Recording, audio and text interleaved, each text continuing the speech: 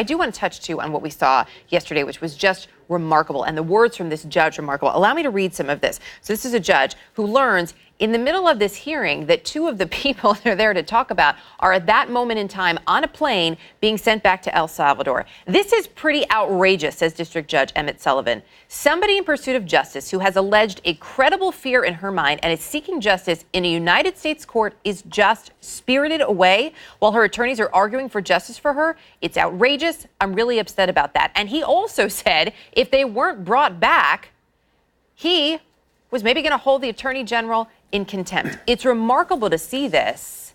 And it also, I would imagine, Van, is not the last that we're going to hear about it. No, I listen, you're seeing a big conflict now around key questions around the rule of law in the United States.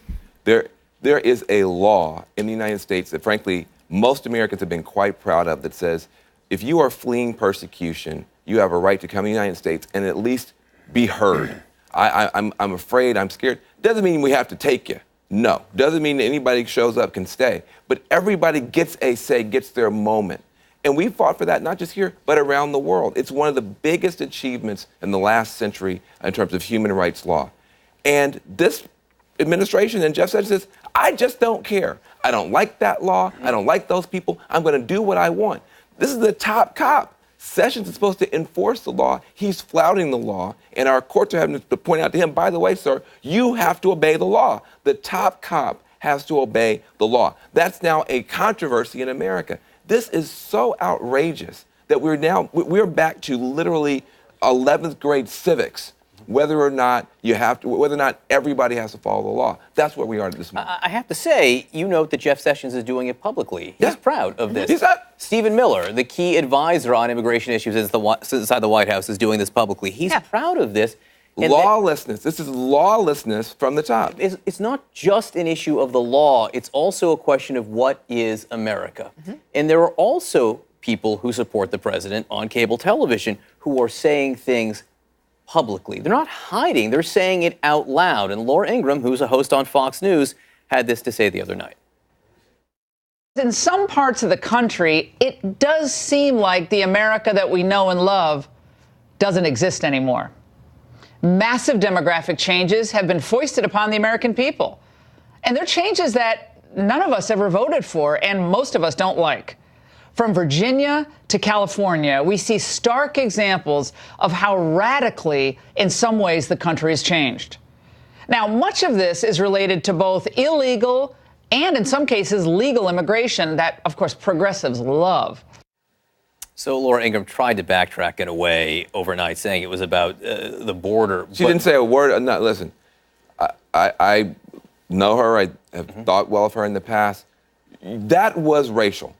Listen, if she wants to talk about the border, she wants to talk about security, if she wants to talk about terrorism, she wants to talk about any of those things, she's welcome to do that. She did not mention any of that stuff. In that thing, she talked about demographic change, period. It doesn't matter if you're smart, if you're good, if you're law-abiding, whatever. The demographics, the racial demographics are the issue. There's no other explanation for the word demographic. And so that does not sound like anything but white nationalism. And I don't like coming out here and saying that kind of stuff because I always look for a better explanation if I can find it, and you know I do. There is no other explanation for her comments than she's talking about the changing racial makeup. Now listen, conservatives always tell me, we're colorblind. We don't see color. Why do you guys always raise the issue? She raised the issue with no even pretense that there was some other dog whistle. This is, you're seeing now mainstream media adopting the rhetoric and the rationale of white nationalism, and nobody's doing anything about it. This is one of the worst things I've seen on cable television. Michael? I think it was one of the most cogent articulations of a viewpoint that exists among Trump supporters that explains his election in 2016, the unsettled nature in some people's minds that Van is describing as to the changes that they see in the country. I see it in stark political terms. Laura Ingraham's articulation is what explains, I think, the way in which states like my own in Pennsylvania and other Rust Belt, Michigan, Wisconsin states, Ohio, ended up going for Trump. People that she's speaking to are worried about the changing complexion of the country, what this country will look like in 2040, if not sooner. So I don't agree with I don't agree with it. I don't agree with it, but I appreciate, in a sense, the way, okay, it's now out in the open. And let's talk about what really drives some of these voters. And my point about it is, up until now, they've tried to pretend that it's other issues, more noble issues, more issues you could maybe understand. Well, we're concerned about terrorism or gangs or something like that. So you can say this is all about safety, which is where she tried to run. But if we're going to literally now have the conversation, we just don't like having more brown people around. We just think having more brown people around makes us feel weird and bad. Then let's have that conversation. But you can't then say that and then turn around and say, every time a black or brown person says, I feel like there's racism here, you're playing the race card. I think you got to pick your lane. You either the country is beyond racism, we don't care about color anymore, and it's the progressives making the issue, or actually, progressives are right. We don't like you here, and we're going to defend the fact we don't like you here. But you can't have it both ways. I think also, too, in that, and this really is part of what both of you are saying, but in terms of this changing demographic and that things look different, which is what she's pointing out, you can't ignore the fact, too, that she's tying it to both legal and, in her words, illegal and, in her words, legal immigration. Legal, yeah, and that's where we need to, like, as you're saying, as you're bringing this all back together, this comes back to more people from Norway. This comes back to, I want people who are better without actually taking a look at not only, forget where people are coming from for a minute. How about taking a look at the measure of the person and what they may need? And, do they need asylum, what they have to offer, all of these things, and all of that, too, getting lost in this conversation, which becomes about these gut moments that are truly the worst of this country. Sarah Seidner.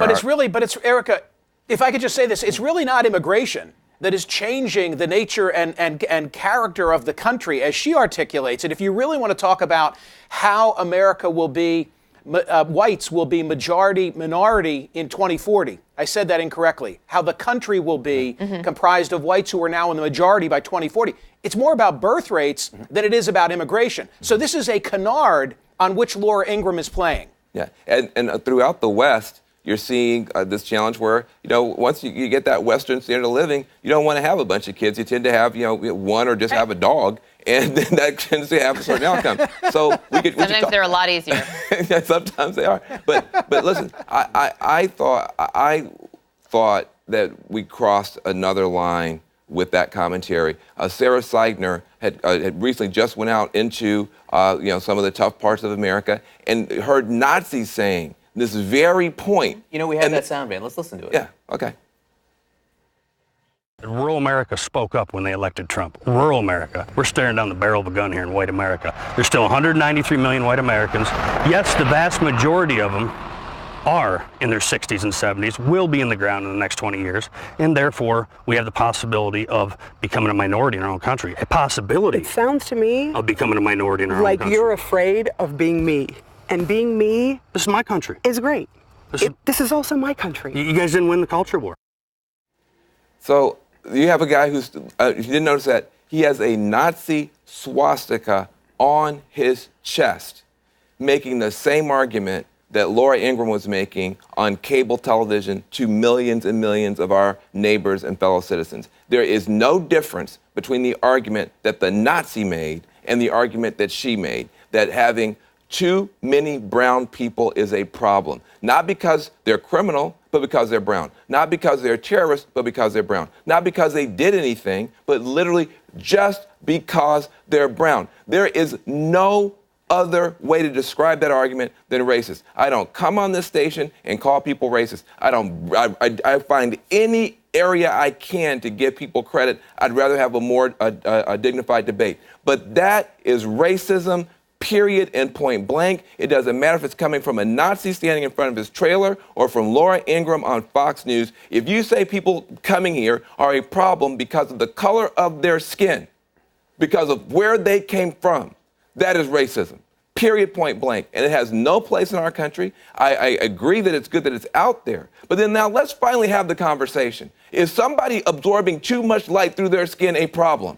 Is that a crime? Is there something wrong with that? Or is there something more important about that person, about that child, about that father, about that mother that we might want to remind ourselves to look at? Because I'm raising children in this country.